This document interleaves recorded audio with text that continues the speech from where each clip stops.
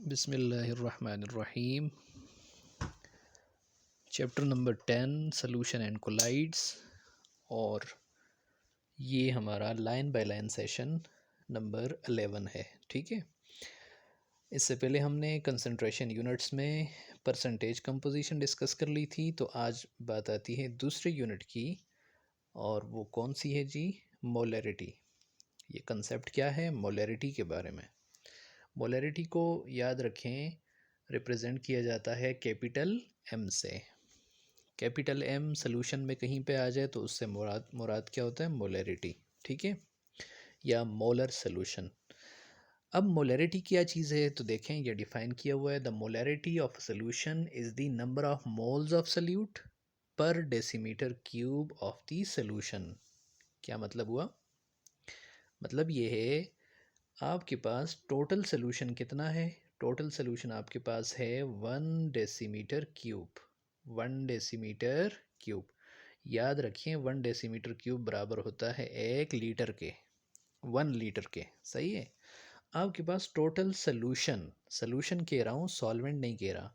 Total solution कितना है? 1 decimetre cube है, या आप कहें 1 लीटर है।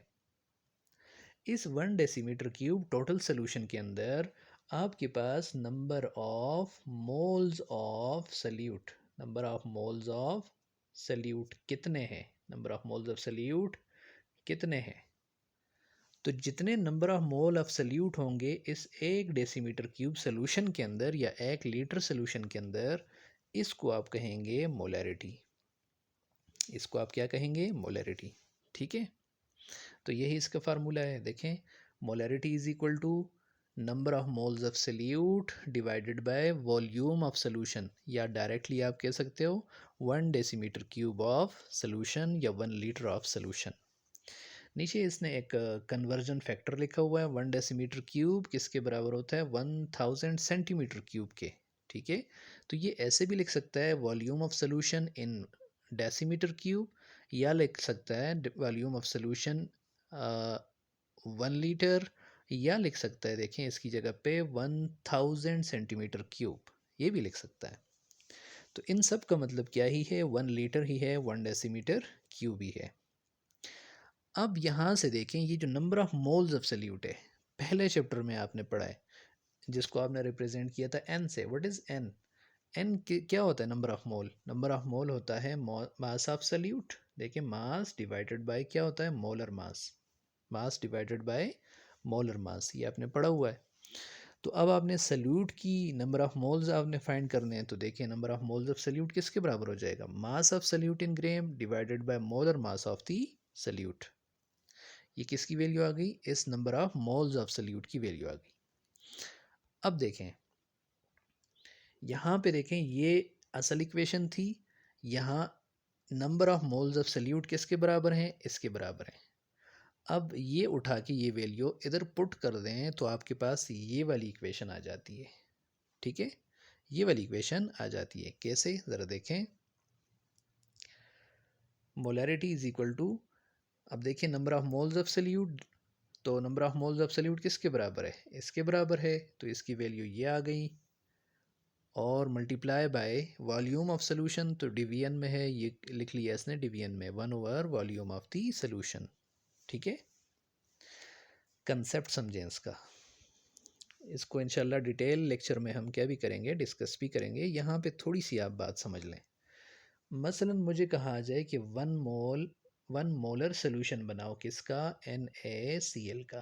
किसका जी? NaCl का 1 मोलर सोल्यूशन। देखिए, 1 मोलर सोल्यूशन मैं कैसे बनाऊंगा? सबसे पहले मुझे चाहिए 1 मोल। क्या चाहिए मुझे? 1 मोल चाहिए, किसका? NaCl का। अब पहले चैप्टर में आप ये चीज़ें सीख चुके हैं कि 1 मोल किसी चीज़ का कैसे लिया जाता है। NaCl का अगर आप 1 मोल लेंगे तो देखें कैसे लेंगे। Na और Cl। Na 23 इसका एटॉमिक मास है, क्लोरीन का होता है 23.5, और जब आप इसको सम करते हैं तो ये आ जाता है 58.5।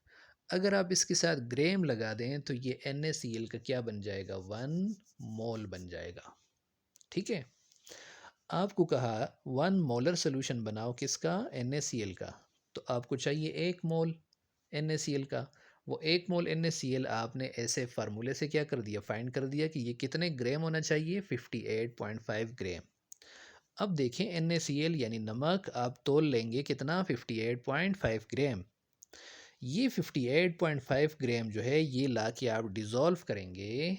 देखें ऐसे करें, डायरेक्ट 1 लीटर पानी नहीं लेना, थोड़ा सा पानी ले लें। इसमें आप 58.5 ग्राम NaCl क्या कर देंगे, डिज़ोल्व कर देंगे। जब ये डिज़ोल्व हो जाएगा इसके बाद इसमें पानी ऐड करना शुरू करो और टोटल सोल्यूशन कहाँ तक लेके जाओ, 1 लीटर तक, 1 डेसीमीटर क्यूब तक, या 1000 ml तक, 1000 ml, क्योंकि 1 लीटर के अंदर कितने ml होते हैं, 1000 ml।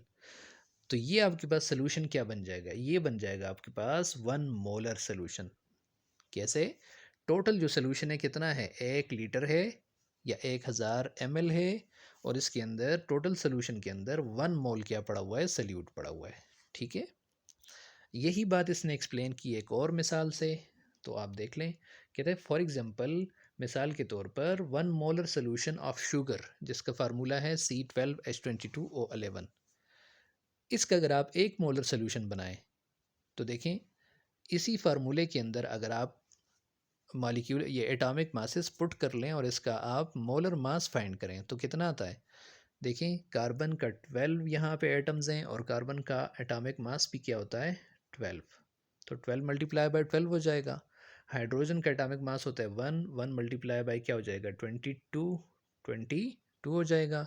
ऑक्सीजन 16 मल्टीप्लाई बाय क्या हो जाएगा, 11। ये सारे मासेस आप क्या कर दें, ऐड कर दें तो आपके पास क्या आ जाएगा, 342। 342 के साथ आपने ग्राम लगा दिया, क्या लगा दिया, अगर ग्राम लगा दिया, 342 ग्राम ये मालिक्यूलर मास है किसका, शुगर का, C12H22O11 का। आपको फाइंड करने का तरीका आता है, एटॉमिक मासेस को क्या करना है, सिंपल सम करना है बस, और कुछ भी नहीं है। और जो मालिक्यूलर मास आ जाए उसके साथ ग्राम लगा दो तो ये इसका क्या बन जाएगा 1 मोल बन जाएगा। क्या बन जाएगा जी, 1 मोल। अब कहता है इस 1 मोल को आप ले लें, इट इज़ प्रिपेयर्ड, इसको आप प्रिपेयर ऐसे करेंगे इस सोल्यूशन को कि आप ऐड करेंगे इस 342 ग्राम शुगर को 1 डेसीमीटर क्यूब फ्लास्क लेंगे, यानी इतना बड़ा फ्लास्क बर्तन लेंगे, वॉल्यूमेट्रिक फ्लास्क, जिसके अंदर 1 लीटर सोल्यूशन बन सकता हो। तब इसके अंदर थोड़ा सा पानी ऐड कर देंगे और इसके अंदर शुगर को क्या कर देंगे, डिज़ोल्व कर देंगे। And then dilute the solution. Dilute the solution का मतलब है अब इसमें पानी क्या करते जाएं, मिलाते जाएं। कहाँ तक, यहाँ तक के level of liquid reaches the aged mark. Aged mark का मतलब यानी जहाँ पे निशान लगा हुआ है किस चीज़ का, 1000 ml का, वहाँ तक जब ये सोल्यूशन का लेवल पहुँच जाए ना तो बस ये टोटल सोल्यूशन आपका क्या हो गया, 1 लीटर हो गया, या 1 डेसीमीटर क्यूब, या 1000 मिलीलीटर हो गया, और इसके अंदर 1 मोल पड़ा हुआ है किसका, शुगर का। तो ये कहलाएगा 1 molar solution of sugar, 1 molar